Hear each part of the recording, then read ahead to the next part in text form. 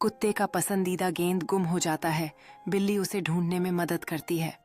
इस खोज में दोनों की दोस्ती और अधिक गहरी हो जाती है। कुत्ता और बिल्ली मिलकर काम कर रहे हैं। कुत्ता चारों ओर सूंघ रहा है, जबकि बिल्ली पेड़ पर चढ़ रही है ताकि आसपास का बेहतर दृश्य देख सके।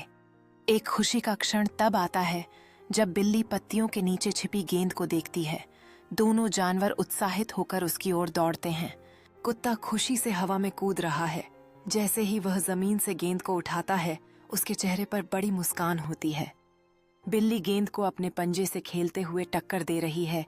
दोनों जानवर धूप में एक साथ समय बिताते हुए आनंद उठा रहे हैं। कुत्ता और बिल्ली घास पर बगल में लेटे हुए हैं, अपनी यात्रा के बाद थके हुए लेकिन संतुष्ट शांति का एक क्षण साझा कर रहे हैं। पीछे सूरज अस्त हो रहा है। दोनों दोस्तों पर गर्म रोशनी डालते हुए उनके नए सगे रिश्ते